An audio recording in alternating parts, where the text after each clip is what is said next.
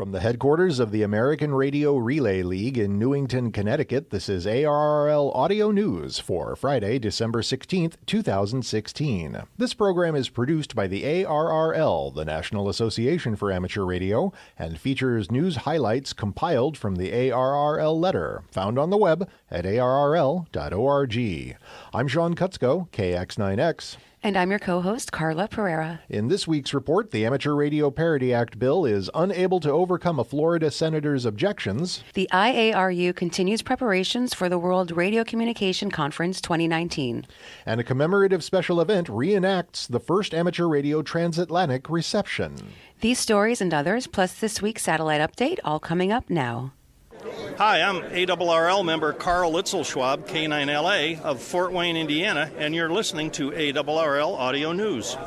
The Amateur Radio Parity Act, H.R. 1301, suffered an unbefitting demise on December 9th as the 114th Congress drew to a close. After passing the House of Representatives on a unanimous vote earlier this fall, the bill stalled in the Senate due to the intervention of only one member, Senator Bill Nelson of Florida. The measure would have directed the FCC to extend its rules relating to reasonable accommodation of amateur service communications to private land use restrictions, such as covenants, conditions, and restrictions, commonly known as CC&Rs, imposed by homeowners associations. During 2016, Nelson received thousands of emails, letters, and phone calls from concerned constituents asking for his support of H.R. 1301.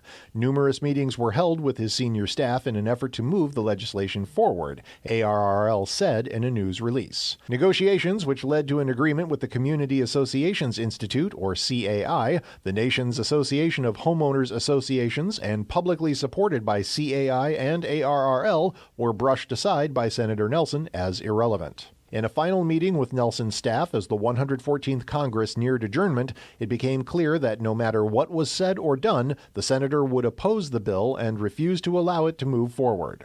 Because the measure had not been put on the floor schedule, the only way it could have passed the Senate would have been through a process called unanimous consent. A Senate member may request unanimous consent on the floor to set aside rules and expedite proceedings.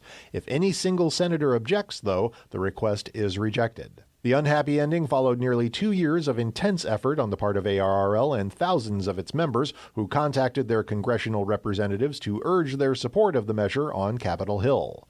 The ARRL Board of Directors is expected to discuss the future of the initiative at its January meeting.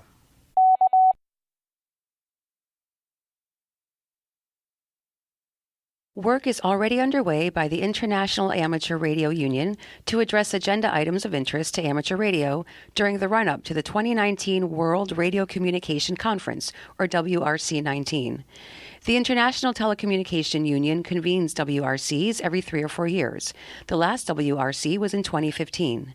The IARU's prime focus is spectrum privileges, gaining or retaining spectrum for the amateur radio services and spectrum protection, making sure that amateur spectrum remains available for use and free from serious man-made interference.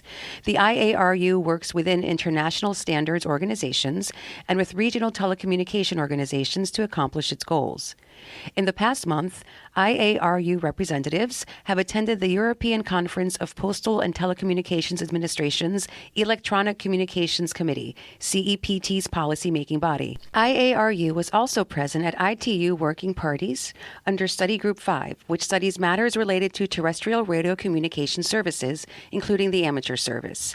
Working Party 5A met November 7 through 17, preparing for WRC-19 with a focus that includes the amateur radio services.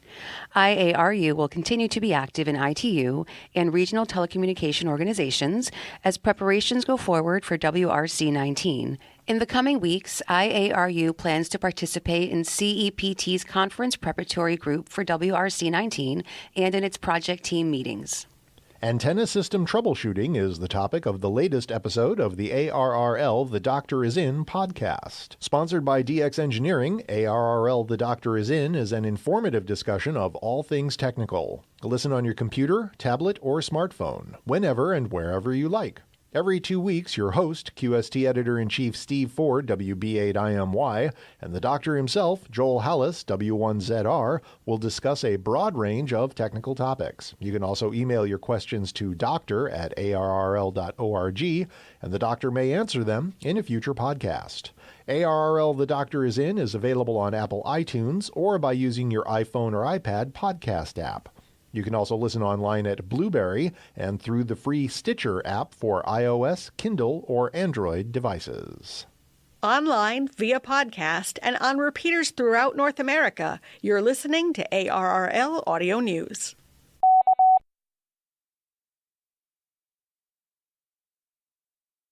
In this week's satellite update, ARRS International delegates celebrated 20 years of amateur radio on the International Space Station, or ARRS, when they met November 15 through 18 at the International Space Center Conference Facility in Houston, Texas, to continue planning for the years ahead. More than 50 delegates and guests from Russia, Japan, Italy, Germany, the UK, and North America took part, and teleconferencing let individuals unable to attend in person to join the proceedings. An international group interested in installing and operating an amateur radio station on the ISS first met in November 1996 at Johnson Space Center, and ARRS was born as a result of that gathering. Hardware sessions discussed finalizing designs for the Kenwood dual-band radio and interoperable radio system, which includes a new power supply. Participants also heard a review of educational outcomes. Ronnie Reisinger, KC5EES, a government teacher at Language Arts and Sciences Academy in Austin, Texas, discussed classroom integration of ham radio and student outcomes.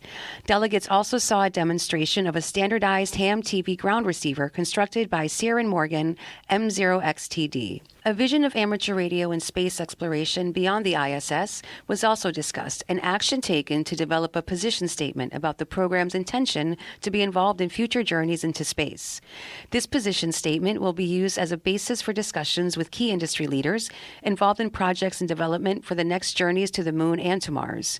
Contributions to ARRS are welcome via the ARRS website. The cargo ship carrying the Tancredo 1 TubeSat, so-called because of its cylindrical form factor, launched on schedule from Japan on December 9th. Built by 10 to 14-year-old middle schoolers in Brazil, Tancredo 1 carries an amateur radio payload. Tancredo 1 went into space inside the two-pod TubeSat deployer, which is expected to be ejected into space around December 21st. Once in space, Tancredo 1 should start transmitting telemetry. Tancredo 1 will transmit on 437.2 MHz using 1200 BPS AFSK AX25. Reception reports are encouraged. The December 9th launch also carried Turkey's UBACUSAT CubeSat. Equipped with a VHF, UHF, SSB, and CW amateur radio transponder and a CW beacon, UBACUSAT will be deployed from the ISS next year.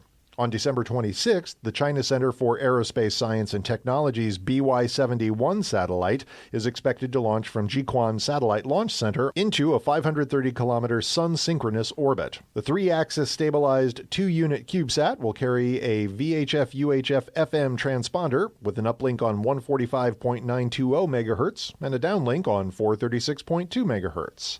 China's CamSat is reported to be working closely with a Beijing government aerospace contractor to build 2 microsatellites with amateur radio linear transponders, CAS-4A and CAS-4B. Each spacecraft will carry a VHF-UHF 100 mW SSB and CW linear transponder, a 2-meter CW 50 mW telemetry beacon, and an AX25 100 mW telemetry downlink.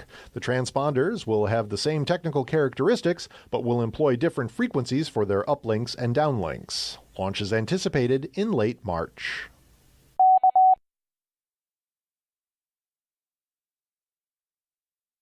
The ARRL National Parks on the Air, or NPOTA program, is on the verge of making history. With less than 2 weeks to go until the program concludes on December 31st, NPOTA activators have made more than 995,000 contacts from National Park Service units this year, and it's all but certain that the count will top 1 million before year's end. National Parks on the Air has proven to be one of the most successful and popular on-air activities ARRL has ever created. Tens of thousands of radio amateurs made at least one contact with an NPOTA activator in 2016, and nearly 1,400 activators went out and transmitted from a park. 1 million contacts from portable operations, many of them using simple wire antennas, is an amazing feat. Congratulations to every NPOTA activator who hit the trail this year and helped NPOTA to reach its goal. But the fun isn't over yet.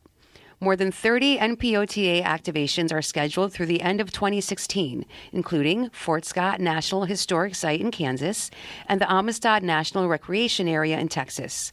NPOTA activators have promised a burst of activity all across the country in the final week, especially all day on Saturday, December 31st.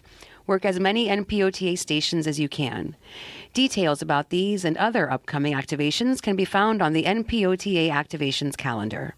Broad changes in Mexico's radio communication regulatory environment 2 years ago continue to hinder amateur radio licensing there and still do not provide reciprocal permission for non-Mexican radio amateurs to operate south of the border. Mexico's International Amateur Radio Union member society, the Federation of Mexican Radio Amateurs, or FMRE, has been working with the new regulator, the Federal Telecommunications Institute, or IFT, to craft more amateur radio-friendly licensing procedures and regulations, and there has been a little positive movement. The new regulatory regime considers the radio spectrum as an exploitable resource, and all former amateur radio regulations have been deemed null and void.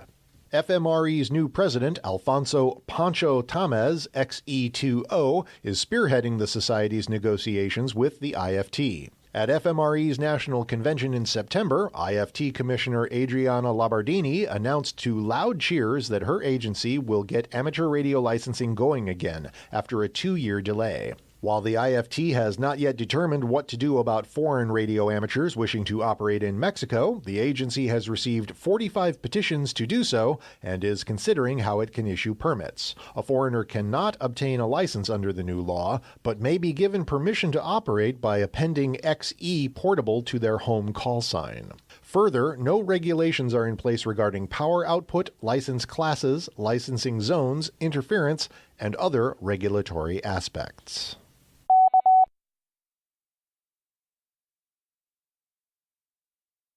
Radio amateurs in the U.S. and in Scotland have reenacted the first successful transatlantic reception of a shortwave amateur radio signal nearly a century earlier. Special event station N1BCG in Greenwich, Connecticut, and GB2ZE in Ardrisson, Scotland, completed contacts on SSB and on CW during the December 11 event. ARRL, the Radio Society of Great Britain, or RSGB, and the Radio Club of America, or RCA, partnered to support the activity, organized by ARRL CEO Tom Gallagher, NY2RF, and Clark Burgard, N1BCG, who loaned his history-rich call sign for the occasion. On December 11, 1921, in Ardrisson, Scotland, reception of a radio signal transmitted from an RCA test station located in a small shack on the Greenwich, Connecticut property of Minton Cronkite, 1BCG, helped to usher in the age of global communication. In Scotland, American Paul Godley, 2ZE, clearly heard the signal using a receiver of his own design. These events are fun because they're timely, and they cause us to focus on the history and on the people who've made history, Gallagher said. The ARRL transatlantic tests proved the value of shorter wavelengths, which had long been considered worthless for long-distance communication. Describing the special event as a rewarding experience, ARRL Field Services Manager Dave Patton, NN1N, said the entire team worked together to build a field day-style station in wintry weather. The complement of equipment included what he called a few fully armed vintage AM stations, as well as modern gear.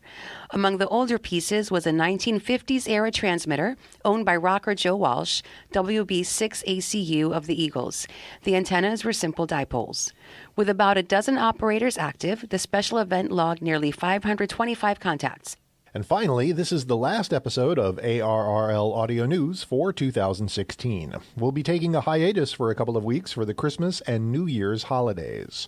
Our next edition of ARRL Audio News will be produced Friday, January 6th. We wish all of our listeners a happy and healthy holiday season. And that concludes ARRL Audio News for this week. Our thanks to all contributors to this week's report. ARRL Audio News is produced by the American Radio Relay League, the National Association for Amateur Radio. For more information on amateur radio or the ARRL, visit us on the web at arrl.org. You can also find us on Facebook, Twitter, and Instagram by searching for ARRL. If you have a question or comment about audio news, email us at audionews@arrl.org. This program is copyright 2016, ARRL, all rights reserved. Until 2017, I'm Carla Pereira. And I'm Sean Kutzko, KX9X 73, and thanks for listening.